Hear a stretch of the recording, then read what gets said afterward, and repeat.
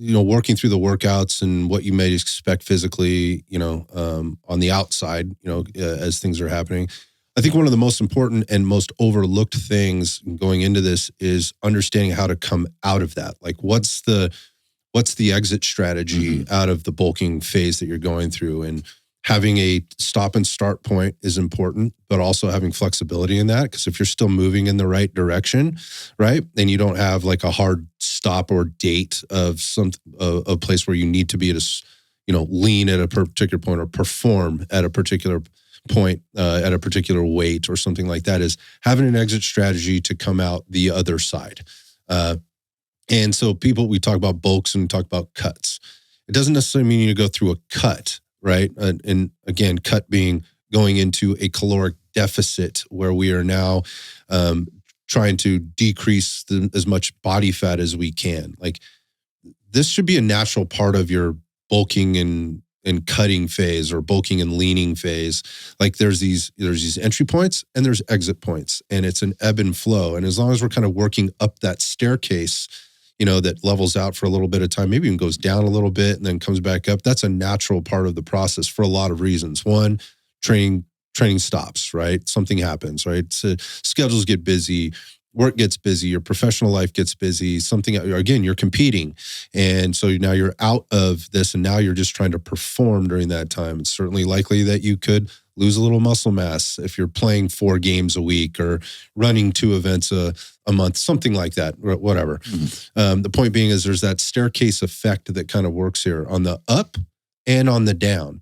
And we should plan for this. So again, exit strategy out of the bulk. So you've managed this 500 calorie gap, right? We've put on some muscle, put on a few pounds of muscle over a couple of months, or 6 to 8 weeks, which would be a great result. If you put on 2 to 3 pounds of muscle in like an 8-week period, you're doing great. Oh yeah, you're killing it, right? Again, this is unaided by maybe PEDs or anything like that. So we're talking somebody that's not doing that. It could be certainly a lot more if you're adding additional substances. I've talked about this stuff on the show before with other guests and whatever. It is a very real thing. People are doing that, and I understand that. And that's, I pass no judgment. Whatever you want to do, it's your body. You do it. My point being is, like, what's the realistic expectation? If you're a dude sitting there right now and you're thinking your buddy that's, on TRT, that's also taking anabolics, that's also on peptides, and has been doing that for a while, that you should have the same result as him not doing that, it's just not going to happen. Like, steroids do one thing. Steroids and hormones do one thing. They help you get stronger and put on muscle mass, right? So let's be real. Like, what you're seeing on the internet, what you're seeing, maybe a friend do or whatever else, you should have your own expectations. But I just want to make this clear.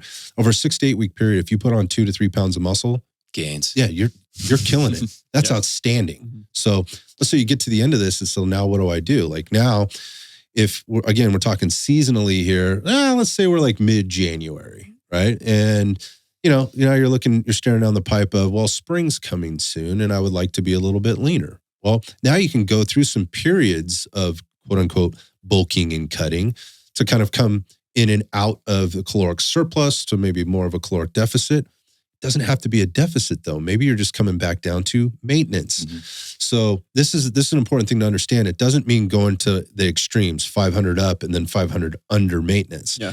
It means going up to your surplus and then coming down at or near maintenance and see how your body responds to this. Because that, if you, in theory, put on more muscle, then that previous maintenance might be your new deficit. Correct. That's a great thing. So that's what you want year over year. Yeah, correct. And that's such a sustainable way to manage this thing. Yeah. So that if, again, you put on a couple of pounds of muscle, right? And the goal would be to continue to do that over time, maybe, or just maintain, depending on who you are and what your goals are. Like that springtime trip, right? The summer is coming, kind of thing. You want to look good in your with your shirt off at the beach or whatever else, or whatever the case. Like, this is a great way to plan this out so that now you're coming in 6 to 8 weeks later. Let's say we're coming in the end of January if we start this thing in December, and we start to bring it back down to maintenance and see how our body responds to that. You're not going to lose strength there, right? Your strength is going to be able to maintain. You're still probably going to be able to maintain that intensity. And what will happen is what we want is your body's going to shift to then using, because it has an additional demand on it, uses that body fat for fuel, and you start to lean up a little bit, right? And we know there's an endpoint to this, right? Maybe do that for 6 to 8 more weeks, right? So if we're at end of January, 6 to 8 more weeks puts you at the end of March, right? And now we're looking at it going, okay, now I'm a little leaner. Now how do I play again with my workouts and my caloric intake? Again, macros are probably where they need to be at this point. Like now you understand, like all I got to do is take maybe, 50, 75 grams of carbohydrate, maybe that's it. I just maintain my protein intake. I keep my fat the same. I take maybe 50 to 75 grams of carbohydrates out of my caloric intake 3 to 4 days a week, and I'm dropping percents of body fat, over the weeks to come. If you start to understand that and you play this game the right way, that's how easy it is. Again, executing it's a little bit getting to that leveraged position. Yeah, but that's where you want to be. And if you spend enough time doing it, you can be there to where these are easy adjustments to make. And then plan for, okay, so if I went into a little bit of a cut, right, and I decreased my carbohydrates for a couple of weeks, these you can start to play with shorter time periods of this, where my caloric intake goes up for a couple of weeks, and then it comes down for a couple of weeks, and it goes up for a couple of weeks, it goes down for a couple of weeks. And if you're thinking about it, well, I know I have that trip in, I'm going to Cabo. Well, what happens in Cabo? I eat and drink my ass off. Well, there's your surplus, right? There's your surplus. And maybe you're not working out. So now you're maybe even a little bit more of a surplus, right? Because you're not expending those calories on the back end, right? Your body might actually enjoy that. You're getting a little bit of a rest. It's a little bit of a diet break, right? You've got sort of, I don't like this term, but it's a popular one. It's kind of got a revved up metabolism from being in that cut, right? Or from being in a caloric deficit. Now you're adding more calories. Your body's like, oh, I really like these calories. And it starts to utilize those in an effective way. Then you come back out of that vacation, right? And you go back to maintenance, right? And you get your shit back together, right? This is a very sustainable way to maintain this up and down process.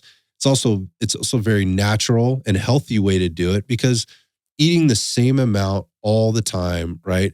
And going through these 8-week, 6-week, 8-week, 6-week periods, maybe that's easy for you, but it's not generally realistic for the majority of the population. So, thinking about like taking this in smaller chunks and understanding how to manage your formula puts you in a much better position to manage these bulks and then ultimately cuts, if that's what you're trying to do, to look good, feel good, perform well, and stay healthy consistently, rather than these ups and downs. Because the more ups and downs you go through, it goes all the way back to what we were talking about before, and that's the psychological and emotional impacts that generally kind of work their way up. I mean, people that think or feel like they look and feel good tend to do really well with this stuff. It's the people that don't feel good, consistently don't feel good, that struggle the most to get to that point. And then ultimately what we want, and what we like to see, is when people finally get to that, shit, man, I feel great. I didn't realize how shitty I actually felt, right? Because I feel... They forget what healthy feels like. Yeah, they don't actually... Or they never knew it. They never knew what healthy, and feeling good actually looks and feels like for them. And if you're chasing it in a healthy manner, generally you're going to be healthy, right? And the physical result oftentimes kind of shows up. And then again, there's a lot of nuance here for the individual, but that's basic formula for how to kind of manage the bulk that you're going through. It doesn't have to be overcomplicated. You don't have to get overly fat. You also shouldn't expect like crazy, results.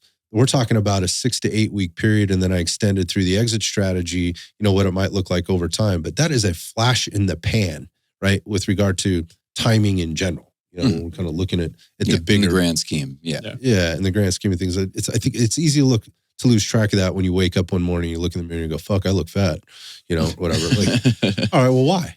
Do you know why? Right. And you probably do. And that's another thing that you have to work through. But if you kind of work through this organized plan, it's really not that difficult. It really isn't. Don't want to overcomplicate it.